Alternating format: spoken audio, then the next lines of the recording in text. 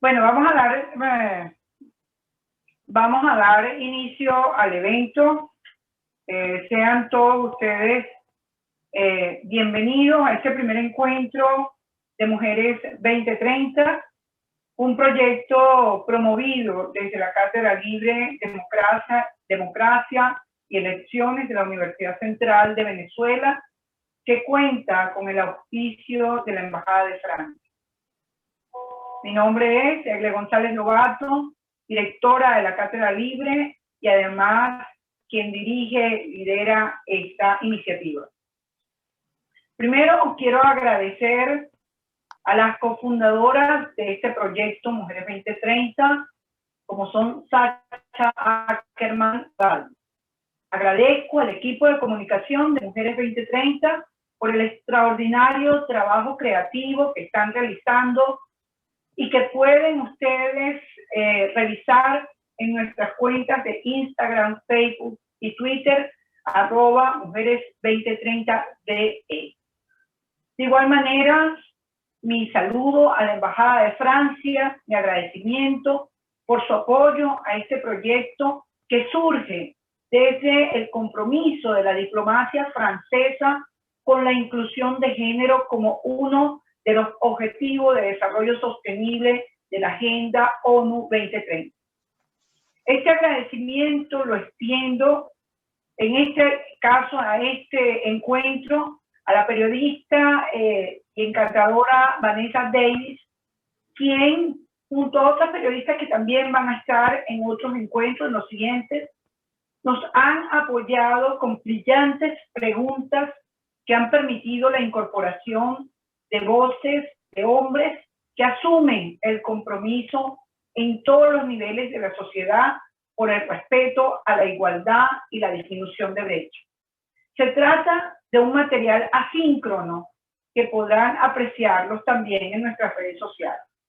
En este primer encuentro tengo el honor de estar acompañada por dos apreciadas académicas venezolanas, Miriam Combris, Mariclén Stelling, y desde México por Ana Vázquez Colmenares. A cargo de la relatoría de este foro estará Isabela Sanfuente, estudiante de la Escuela de Estudios Políticos de la Facultad de Ciencias Jurídicas y Políticas de la Universidad Central de Venezuela, representante estudiantil ante el Consejo de la Facultad. Les doy las gracias a todos ustedes por acompañarme hoy. Para no dar más vueltas, iniciamos con este encuentro sobre la participación política de cara al 2030, que está a la vuelta de la esquina a escasos 9 años de su cumplimiento. La situación política venezolana es extraordinariamente compleja. Lo sabemos quienes estamos acá y quizás se perciba de una manera más crítica desde el extranjero. La polarización y la politización de los problemas aleja cada vez más la solución política y pacífica a nuestro conflicto.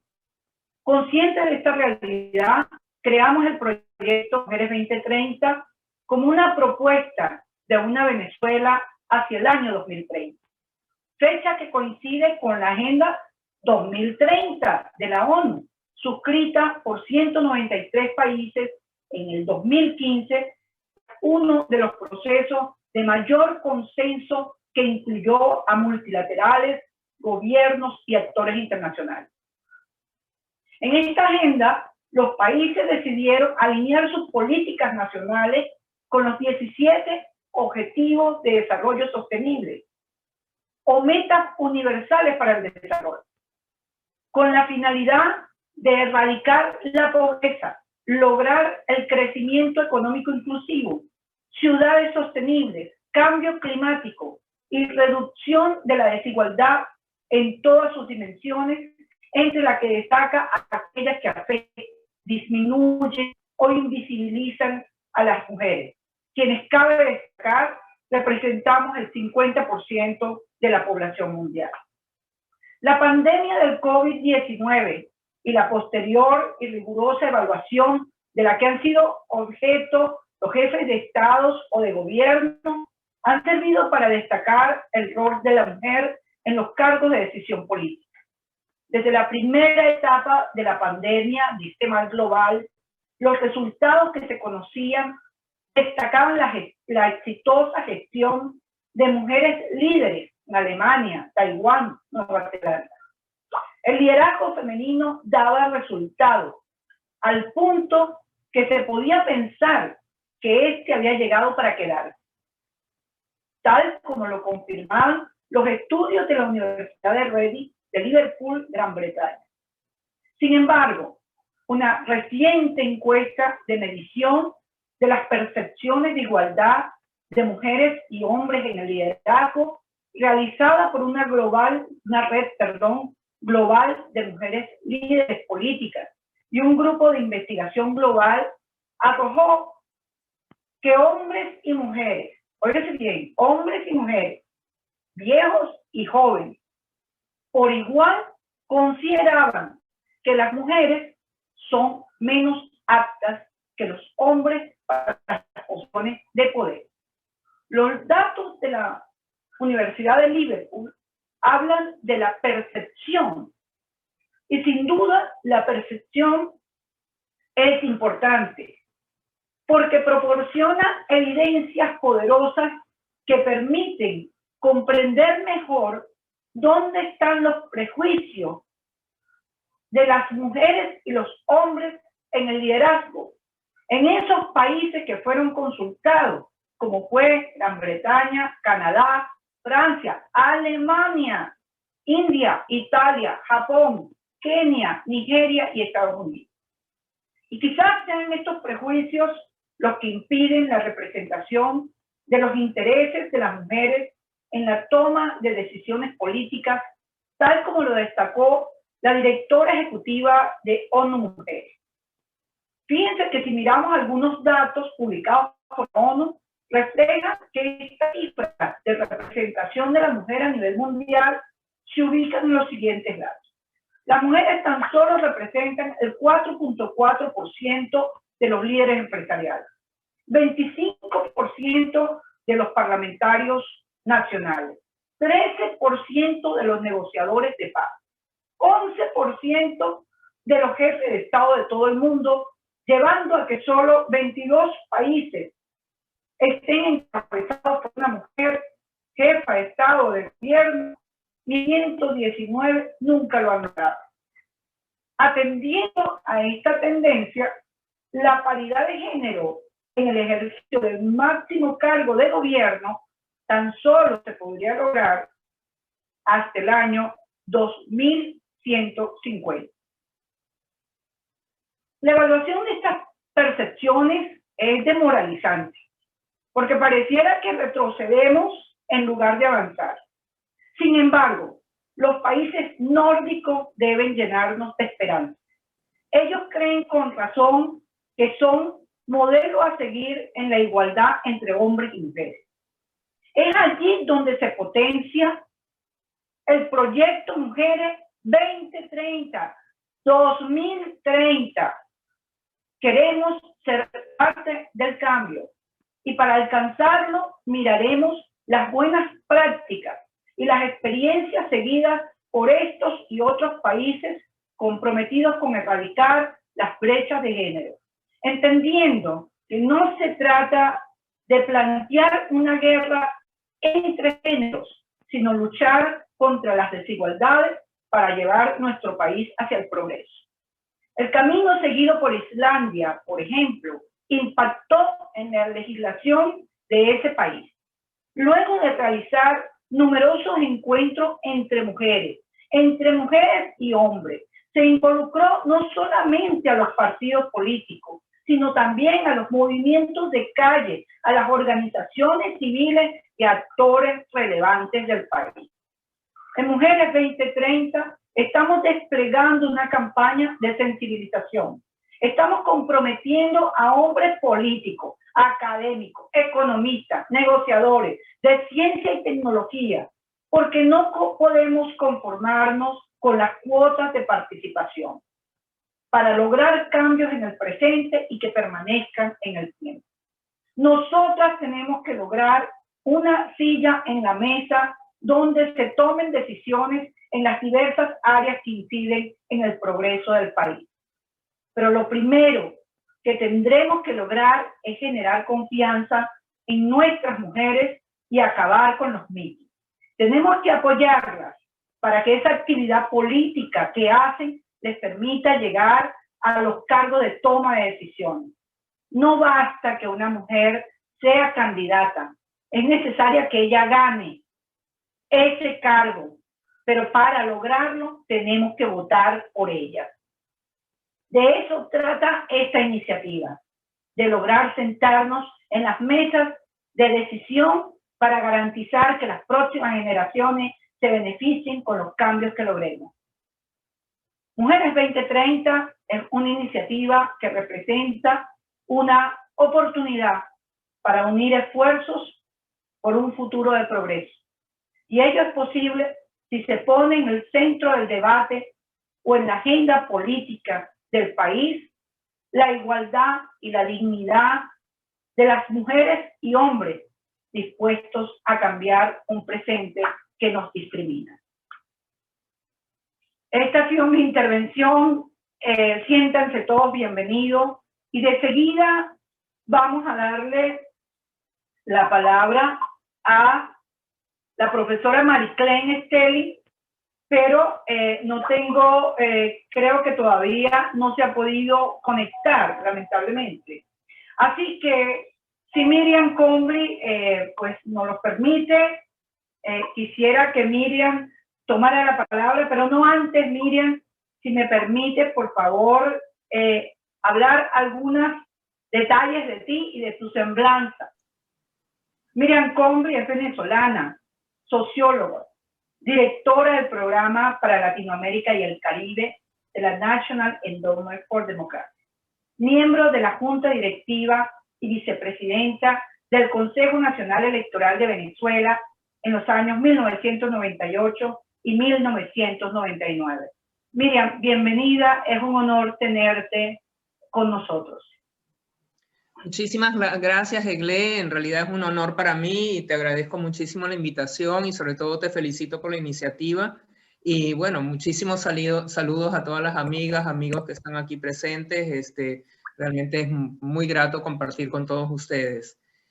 Bueno, mis comentarios son muy cortos. Yo simplemente quería reflexionar un poco acerca de la total pertinencia y necesidad de este tipo de iniciativas en general en América Latina, en general en el mundo, pero muy en particular en Venezuela. Si realmente la crisis multifacética por la que atraviesa el país afecta de manera específica, especial a las mujeres.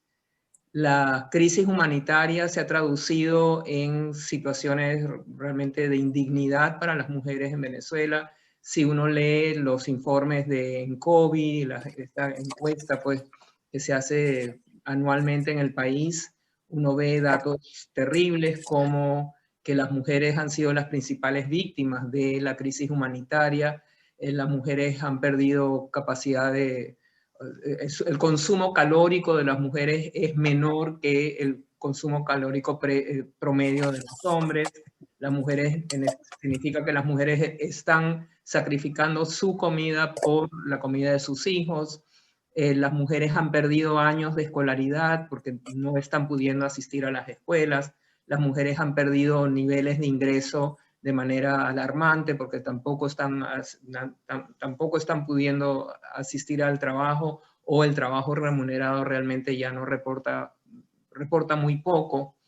En el ámbito político también la situación de carestía generalizada y la situación de violencia también ha impactado en la posibilidad que tiene la mujer de ejercer activamente la política. Hemos visto pues casos terribles de mujeres diputadas, de mujeres candidatas que han sido sometidas a agresión física, ni hablar de la agresión moral y la agresión verbal. Y todo ello se ha conjugado para generar una situación realmente de disminución de la visibilidad y la participación de la mujer en ámbitos institucionales. Sin embargo, la mujer venezolana tiene una prominencia fundamental en el mantenimiento de las familias en estas muy difíciles y muy precarias condiciones. Las mujeres han asumido roles de liderazgo dentro de las comunidades. A través de mi trabajo, pues yo he interactuado con muchísimas mujeres que hoy en día lideran organizaciones de la sociedad civil, lideran organizaciones que tienen que ver con la defensa de los derechos humanos, tienen que ver con libertad de expresión. Ustedes seguramente conocen a muchas de estas líderes y estas prominentes profesionales, activistas, que no solamente en Venezuela, sino en el exterior han llevado la voz de la defensa de los derechos humanos, de la democracia, de la dignidad de los venezolanos y venezolanas, y en particular de las mujeres.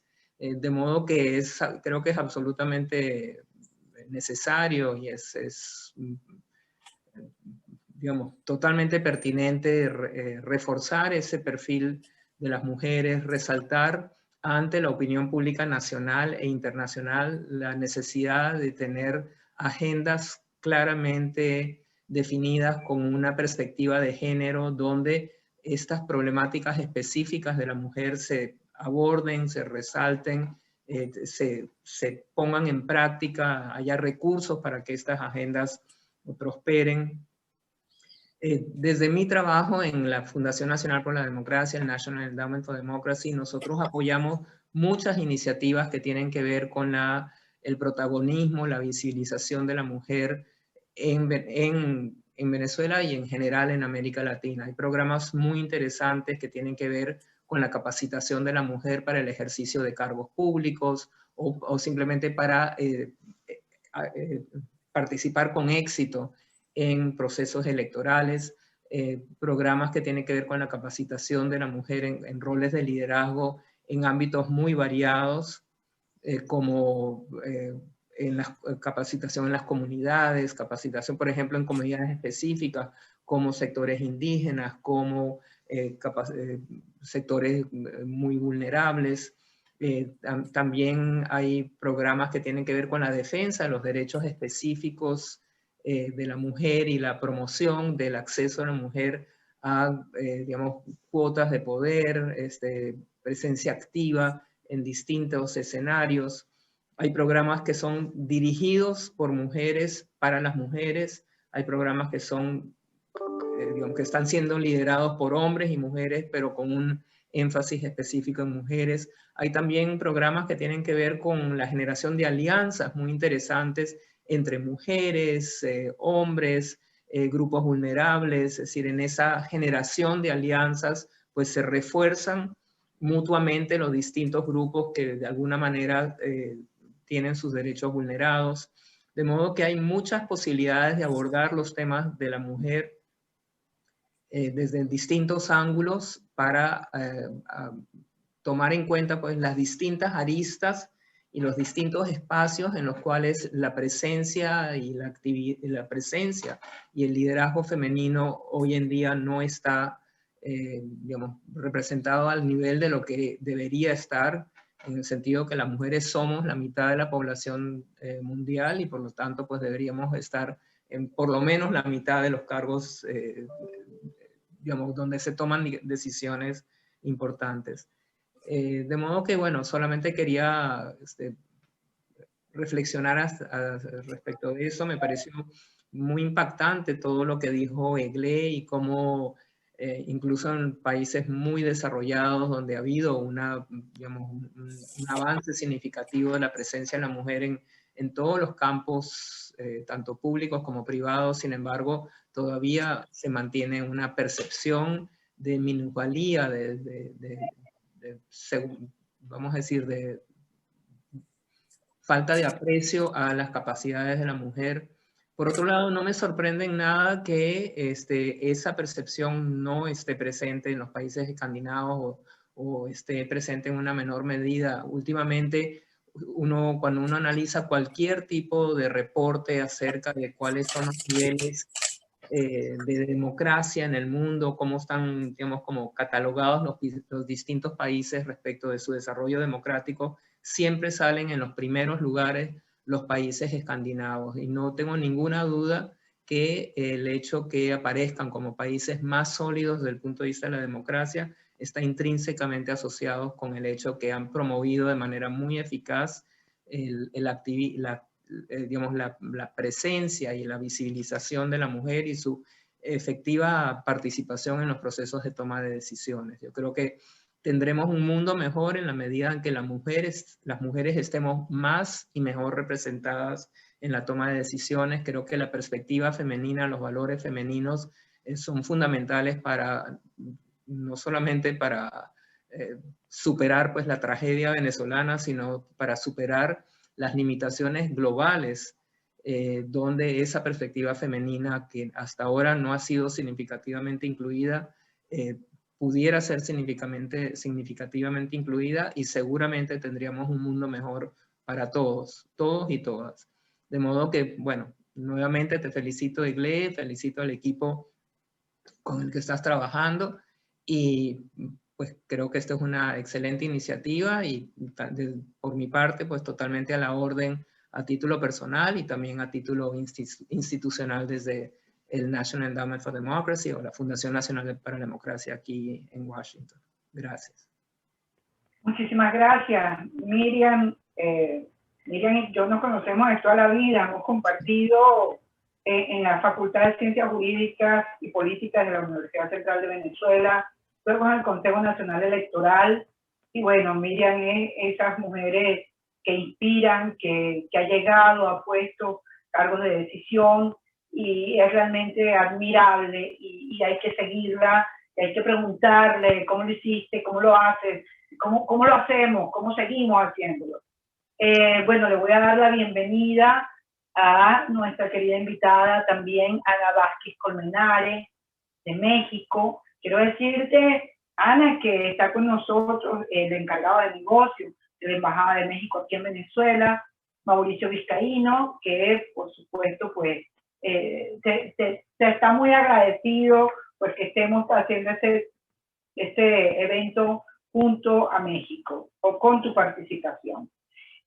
Bueno, Ana Vázquez Colmenares es politólogo, nació en México, secretaria de la Mujer Oaxaqueña, antigua secretaria de las Culturas y Artes de Oaxaca, socia fundadora de SOSTEN, que es el Centro de Inteligencia, una alianza de mujeres para empoderar a más mujeres. Estuve revisando muchos textos que has escrito, bueno, realmente muy interesante. Ana, bienvenida, tienes la palabra. Muchísimas gracias, Eglé y Miriam, encantada, gracias por estar aquí. Voy a compartir la pantalla si me permiten. ¿Me pueden decir si ya se puede ver? Sí, perfectamente. Perfecto. Bueno, pues empiezo con esta frase de la jueza Ruth Bader Ginsburg: las mujeres pertenecen a todos los lugares donde se toman decisiones. No debería ser que las mujeres sean la excepción, y por eso es que tenemos que participar. Voy a darles un breve repaso de lo que hemos vivido en nuestro país para que vean que, bueno, hemos podido avanzar pese a muchos obstáculos. Nuestra legislación prevé, obviamente, como ustedes, que podemos votar en las elecciones, podemos ser votadas, pero ya en condiciones de paridad. Eso me parece que es importante. A todos los cargos de elección popular, tenemos el derecho, obviamente, a una asociación libre y pacífica para tomar parte en los asuntos políticos, y a una afiliación libre e individual a los partidos políticos. Estos son derechos políticos y electorales consagrados en nuestra Constitución. Un poquito de historia.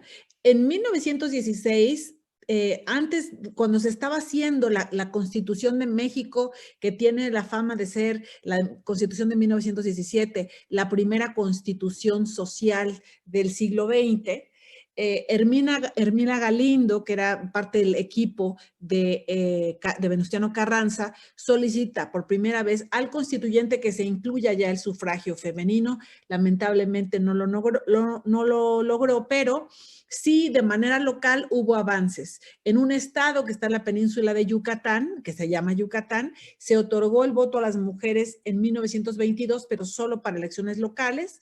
En Chiapas en 1925 también se les dieron derechos políticos. Luego ya a nivel nacional en 1947 se permitió el voto, pero solo a nivel de las elecciones municipales, ¿no? Los ayuntamientos, las ciudades, los pueblos y las comunidades donde las mujeres vivimos, en México se llaman municipios.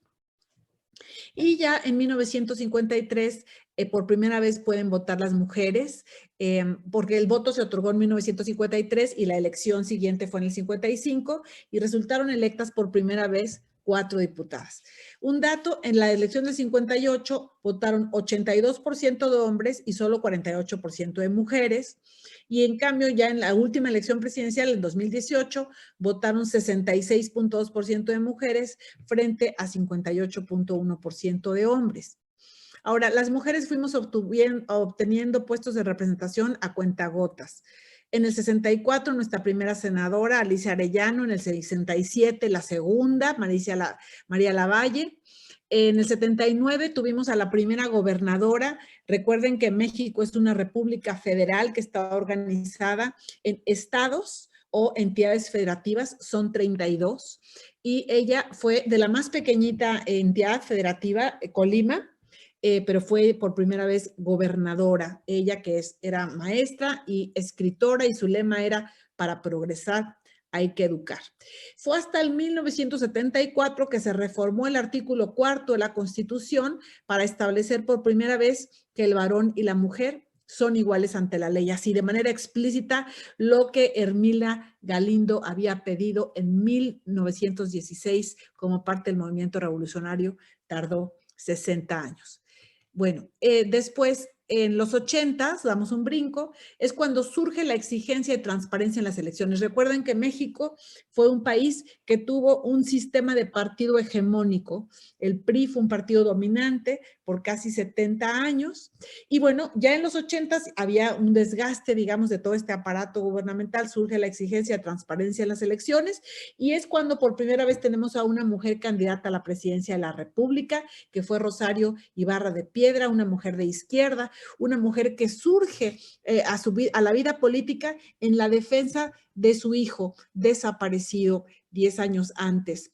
Ella fue candidata 2 veces por un partido de izquierda, después Cecilia Soto, también en 1994, Pati Mercado, hasta ahí puras candidatas de la izquierda. Josefina Vázquez Mota en el 2012 fue la primera candidata de un partido de derecha o centro derecha, que es el Partido Acción Nacional. Después Margarita Zavala también lo fue, aunque renunció al final, así que al final no estuvo en la boleta porque renunció los últimos días de la campaña. Y quiero hacer mención que María de Jesús Patricio, mejor conocida como Marichuy, una mujer indígena chiapaneca, fue precandidata por primera vez a una candidatura presidencial, y creo que es importante retomarlo porque México es un país que tiene pues un porcentaje alto de su población que se adscribe como indígena o afrodescendiente. Y fue a partir apenas de los años 90 que empieza a cobrar auge el tema de los derechos políticos de las comunidades indígenas, y dentro de ellas los derechos políticos de las mujeres y su demanda a ocupar espacios en el poder político de sus comunidades y del país de manera plena. Aquí un breve resumen del 92 al 2020. ¿Cómo transitamos desde del 96, donde por primera vez se les dice a los partidos políticos: sus candidaturas no pueden exceder en el 70% del mismo género, pero se asumía que eran los 70% de hombres, 30% de mujeres? Eso ya en el 2002 queda especificado, 30% de candidaturas propietarias, porque los partidos le dieron la vuelta a la legislación del 96 poniendo a las mujeres pero como suplentes para cumplir. Siempre ya saben que el patriarcado hace sus pactos para tratar de violar y violentar estas luchas de las mujeres. En 2007-2008 ya se hace obligatoria la cuota de 40% de candidaturas para un mismo género. En el 2014 ya llegamos al 50%, a la paridad de hombres y mujeres en candidaturas propietarias. Y en el 2019 tenemos la llamada reforma constitucional de paridad en todo, donde además está establecido que un hombre no puede ser el suplente de una mujer porque hubo una práctica que llamaron las Juanitas, pues por una mujer que era la candidata propietaria, gana, y ella se llamaba Juanita. Perdón, en fin, el tema es que ella renuncia para que suba su suplente, que era un hombre. Entonces, para evitar esto, están las candidaturas siempre del mismo sexo, o en algunos casos inclusive se permite que los hombres puedan tener suplentes mujeres, pero las mujeres no pueden tener suplentes hombres.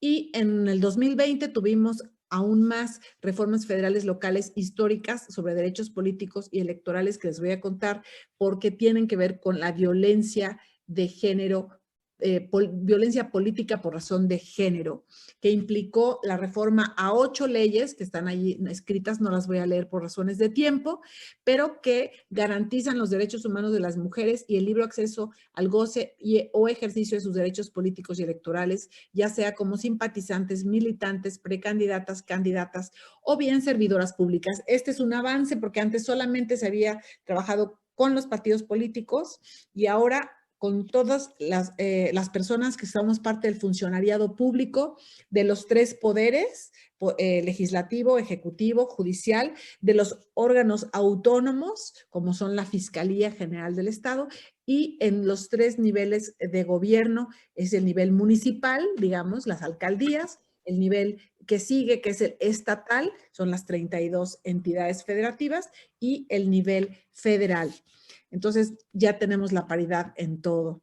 Pero persiste la violencia política. ¿Cómo es que está definida en nuestras leyes la violencia política? Como toda acción u omisión basada en elementos de género y ejercida dentro de la esfera, ya sea pública o privada, que busque limitar, anular o menoscabar el ejercicio efectivo de los derechos políticos y electorales de una o de varias mujeres, el acceso al pleno ejercicio de sus atribuciones inherentes al cargo, de su actividad, la toma de decisiones o la libertad de organización. Como ven, es una definición muy amplia.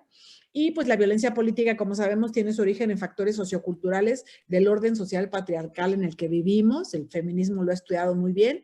Se basa en la falsa idea de que las mujeres no son aptas ni están preparadas para ejercer funciones de carácter político, una gran falsedad. En el caso de Oaxaca, que es un estado, el Estado de México con mayor presencia de pueblos y comunidades indígenas, es muy interesante que tenemos 2 regímenes, 2 sistemas de elección. Tenemos el de partidos políticos con 153 municipios o alcaldías y el sistema normativo indígena, que es el mayoritario en 417 municipios.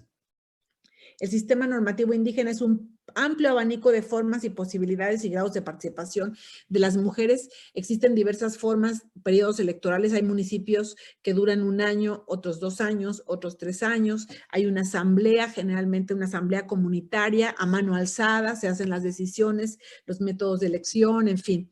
Actualmente tenemos en Oaxaca 52 presidentas municipales por partidos políticos y 18 por sistemas normativos. Todavía muy bajo porque esto representa solo el 12.5% del total de presidencias municipales y en los sistemas normativos indígenas solo el 4% es gobernado por mujeres. Así que tenemos un reto gigantesco todavía para lograr la paridad. El 30 de mayo del 2020 se publicaron las reformas locales con avances significativos que no se ven en la reforma federal.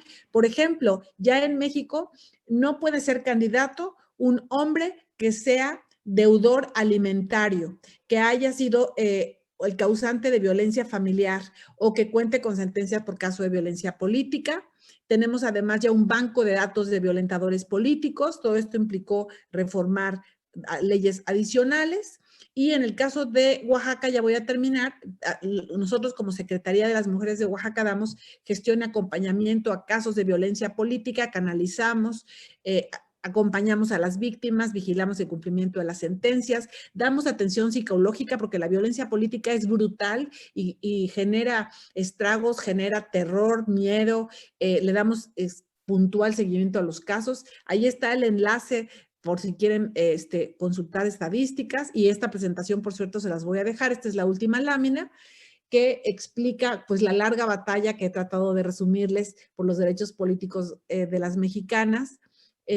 nuestro derecho a votar y ser votada siempre era desechado bajo el argumento de que éramos intelectualmente inferiores, algo que repitieron filósofos tan famosos como Platón o Aristóteles, o que carecíamos de la preparación cívica. También dijeron mucho que no se nos daba el voto porque éramos muy conservadoras e íbamos a hacer ganar a la derecha, entonces los gobiernos de izquierda evitaron darle el voto a las mujeres. En fin, estas expresiones se han ido desterrando, pero persiste la violencia política, inclusive ha habido asesinatos de mujeres candidatas. Entonces tenemos que redoblar esfuerzos, trabajar en la transformación de nuestro sistema político, como creo que también le pasa a Venezuela y a muchos otros países, pensando en una visión interseccional que incluya a todas las mujeres indígenas, afrodescendientes, mujeres pobres, mujeres con discapacidad, mujeres de la diversidad sexual. Las mujeres no debemos ser la excepción, debemos ser la regla, debemos estar presentes en todos los ámbitos, en la participación política de nuestros países, nuestros estados y nuestras comunidades, y tenemos el derecho a ejercer las decisiones y la política sin violencia. Esto sería mi participación. Les agradezco muchísimo la invitación y quedo atenta para sus preguntas, y si desean les puedo compartir la presentación. Gracias. Muchísimas gracias, Ana. De verdad que este gran esfuerzo, Miriam desde Estados Unidos, tú en México, la profesora Mariclén Sterling ha tenido unos inconvenientes que no hemos podido solventar, no puede accesar al link. Lo lamentamos mucho porque Mariclén Sterling es una profesora, una académica pues muy apreciada, que ha influenciado también en grupos de mujeres que la ven como una mujer con una solidez en sus conocimientos. De modo que yo diría que después de estas dos intervenciones, pasemos rápidamente a algunos comentarios o a alguien que quiera pues conversar o intercambiar muy brevemente, por favor, con Miriam Conrick o con Ana Colmenares. Ana Vázquez Colmenares. Así que, por favor, si pueden, ¿quién pide la palabra o cómo lo veo? O, por favor, lo abran el audio y me...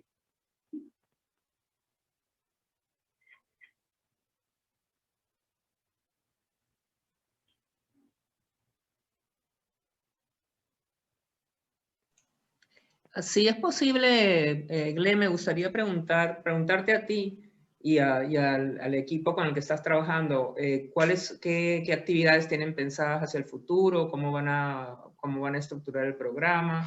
Me gustaría conocer, que nos compartieras un poco más acerca de tus planes. Sí, bueno, la idea es que este proyecto Mujeres 2030 tenía una inspiración, digamos, que era el proyecto de entendimiento nacional que yo traté de impulsar o hice algunas actividades, pero una claridad de hablar no solamente del diagnóstico, sino qué podía unir a los diferentes sectores de la sociedad por el mismo bien, o cómo podemos nosotros hablar del futuro en una situación caótica, pero cómo trabajamos para ello. Entonces, esto de la inclusión de la mujer en esta toma de decisiones, como decía bien una periodista que está presente, Maripili Hernández, que me preguntaba el otro día, pero hay muchas mujeres que hacen política, el problema está en que no toman decisiones, no llegan a los cargos arriba. Es una reflexión muy interesante porque, bueno, porque esa es la idea, ¿no? La idea es no solamente que hagas un trabajo de activismo político en las comunidades o las localidades, sino que logres llegar a esa mesa de decisión y que den una silla y te sienten. Entonces, una de las primero nos dimos cuenta que siempre es necesario sensibilizar. Es decir, a mí este tema de las percepciones con el G7 y más Kenia y otros países, India, y que te digan que la mayoría de las personas en la propia Alemania consideran que las mujeres son menos aptas, te da una idea en esos países, bueno, que hay que solamente esto pudiera salir adelante si se suman a las mujeres los hombres. Y entre todo llegamos, digamos, logramos algunas cosas. Entonces, como nada es inmediato, lo primero fue esta campaña que empezó en febrero, una campaña por Instagram, por las redes sociales, enviando mensajes de las mujeres que hay, las mujeres que estuvieron, las mujeres por venir. Entonces, esa campaña de sensibilización se cruza en el camino con unos talleres planificados para un encuentro entre hombres y mujeres. Es decir, estos talleres tienen la idea de conversar, de escucharse, de hablar, porque si uno mira el camino que siguió Islandia, así fue. Es decir, el primero tiene que haber ciertos acuerdos, ciertos encuentros, vamos a escucharnos, ¿qué es lo que tú piensas? Vamos a ver cuáles son los mitos, porque como decía, el problema no es la cuota de las mujeres en cargos de participación de elección popular. Lo interesante es que la mujer gane, pero para que la mujer gane hay que votar por ella. Entonces, ¿cómo votamos por ella? Entonces, eso involucra no solamente a los partidos políticos, sino a los movimientos de calle, a las organizaciones civiles, a actores importantes dentro de la sociedad. Y entonces yo lo que veía era que si nosotros hacíamos algunas áreas, porque además esto contó con un auspicio de la Embajada de Francia, y lo que podíamos lograr con el apoyo de todo el mundo, porque es impresionante. Las periodistas nos apoyan porque han querido, pues, y entonces las periodistas lograron hacer unas preguntas en asíncrono para que hombres pudieran enviar un mensaje, y no solo un mensaje, sino que se comprometieran. Entonces tenemos esta primera fase que es hasta mayo, y tenemos 6 áreas, que es esta que era el área de la política, luego viene economía, luego viene pospandemia, luego negociación y resolución de conflictos políticos, luego inteligencia artificial, y finalmente terminamos con tendencia 2030, que es como hablar del futuro, es decir, ¿dónde estamos hoy? ¿Cómo vamos a estar en el 2030? Y en cada una de ellas hay una invitada, digamos, bueno, por ejemplo, en tendencia está Mercy de Fresa, que le he invitado para que me acompañe, porque es esa mujer que te va a hablar precisamente de eso que las mujeres queremos escuchar. Luego de esta primera etapa, bueno, veremos cuánto logramos de apoyo, cuánto ha sido, digamos, el impacto que ha tenido el proyecto en la sociedad, si la sociedad lo acoge, y nos iríamos a una segunda etapa con otros, digamos, con otras áreas, por ejemplo, todo lo que tiene que ver con el periodismo, todo lo que tiene que ver con la participación ciudadana propiamente.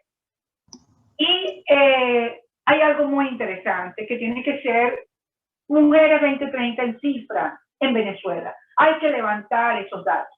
Nosotros, para hablar como acaba de hablar Ana tan extraordinariamente, tenemos que tener un levantamiento de datos de cómo estamos y qué es exactamente donde nosotros tenemos que incidir mayormente. De tal manera que, por ejemplo, esto de hoy, este encuentro de hoy, este encuentro es para escucharnos. Y siempre con unos principios muy claros. Inclusión, diversidad, pluralismo, todo el que quiera trabajar en esto, aquí hay un lugar donde generar, donde crear, donde generar encuentros pequeños o encuentros más grandes. Bueno, porque la pandemia nos ha limitado, pero por otra parte también nos acerca, como me acerca a ti, Miriam, como me acerca a Ana, y bueno, lamentablemente que yo, tanto esfuerzo, porque debo decir que yo convencí a Mariclén que estuviera hoy, y lamentablemente no puedo. Así que, no sé, otra pregunta, alguien que quiera, por favor, participar. No sé, Miriam, si querías decir algo más. ¿Se puede hablar? Hola, Maripili. ¿Cómo estás? Claro, claro. Saludos a todas. Mira, yo quería aportar algunas cifras que creo que pueden ser interesantes para los efectos de la discusión en Venezuela y la situación en Venezuela. Te lo comenté una parte de eso en el programa cuando te entrevisté. Yo creo que en Venezuela nosotros políticamente hemos retrocedido y particularmente retrocedimos de manera grave en el año 2020, cuando se aceptó que desde el CNE se redujera la cuota de participación en cuanto a las postulaciones a las candidatas de la Asamblea Nacional. Se había logrado que hubiera paridad de los géneros, es decir, 50-50, y sin embargo de la noche a la mañana, y sin que a nadie le preocupara eso, por cierto, ni sectores de gobierno ni de la oposición se pronunciaron ni a favor ni en contra. Eso fue así como una cosa entre gallos y medianoche. Se redujo esa cuota de participación de 60 a 40.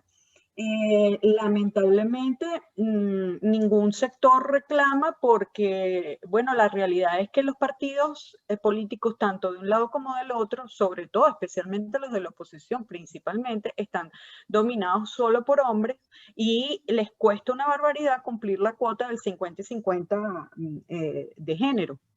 Eso por un lado. Por el otro lado, en el año 2019, en Venezuela fueron asesinadas 119 mujeres por razones de género. Se te va la voz, Maripili. Maripili.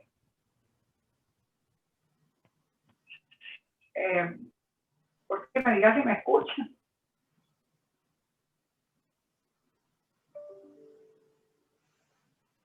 ¿Aló, aló? Sí, te escuchamos, Egle. Perfecto. Maripili, se le fue la señal. Sí, parece que tiene Hernández, para quien no la conoce, pues, bueno, Maripili no necesita presentación, pero es una periodista destacada venezolana que agradezco pues que se haya sumado y haya querido aportar. Lo hemos comentado en un programa me había hecho una entrevista y ella era la observación que hacía, que me pareció siempre muy interesante. Decía, bueno, pero ¿cómo es esto? Que las cuotas de género aquí se desconocieron. Pero es que el problema también es que las cuotas de género siempre han servido como un arma política. A veces se han exigido de manera incluso inmediata y hacia atrás, y tenías que haber cumplido, entonces no te puedes postular. Pero por supuesto que mujeres en la política es algo más que cuotas, pero tiene que ver sobre todo con la sensibilización de cómo vemos a las mujeres, cómo las mujeres vamos a generar confianza para que esa percepción que hay pues se cambie y realmente nosotras podamos estar en esas mesas de decisión de cambio para próximas generaciones. Por favor, alguien más que quiera tomar la palabra, bienvenido.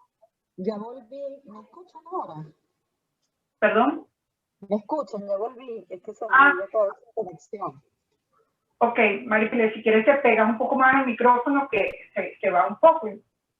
Sí, es que tengo una conexión muy mala de internet. Lo que estaba diciendo que en el año 2019 fueron asesinadas 119 mujeres por razones de género.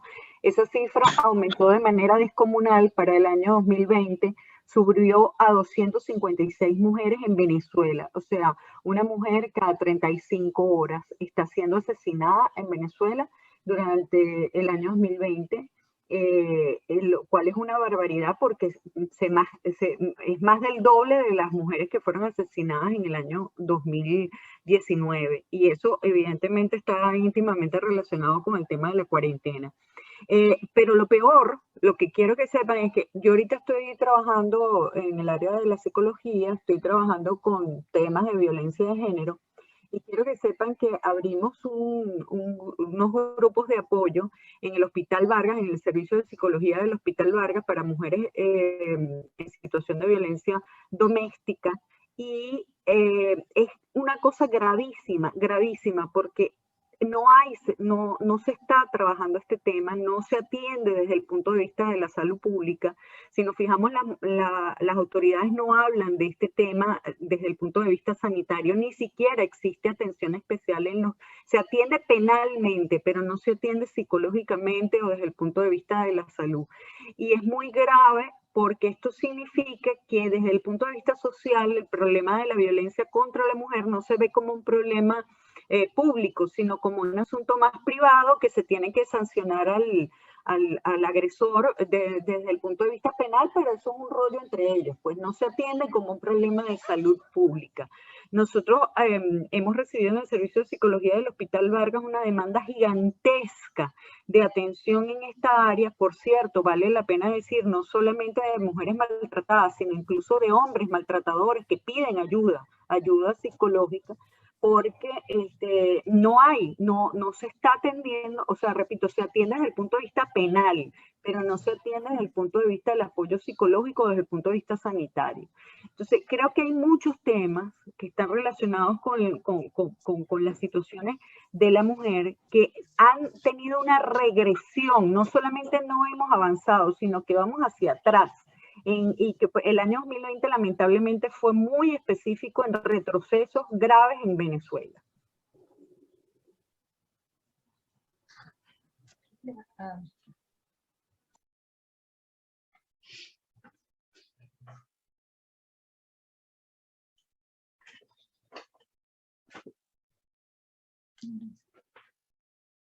Gle, activa tu audio. Perdón, no se escuchó nada. Maripili, muchísimas gracias. Te decía que ha sido extraordinaria tu participación, unos datos muy interesantes, un trabajo que veo muy interesante. Voy a leer rápidamente algunos mensajes que hay en el chat. Mauricio Vizcaíno, encargado de negocios de la Embajada de México, dice: buenas tardes, me da muchísimo gusto acompañarlas en este importante encuentro. El tema es medular para la política exterior feminista de México. Enhorabuena.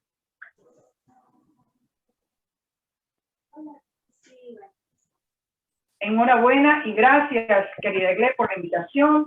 Atentamente, Mauricio Vizcaíno, Embajada de México en Venezuela. No tiene audio ni video porque si no hubiese intervenido. Desde Venezuela, la doctora Dilcia de Cordero, presidenta de la Fundación Venezolana de Apoyo a la Mujer, más de 30 años trabajando en el área, agradecida por la invitación. Muchas gracias.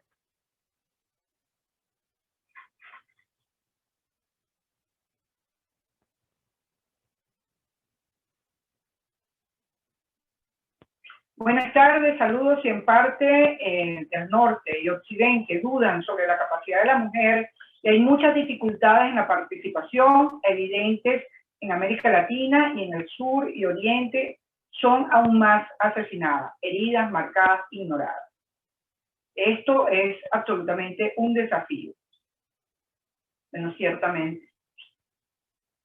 Ana, le dicen acá, extraordinaria exposición.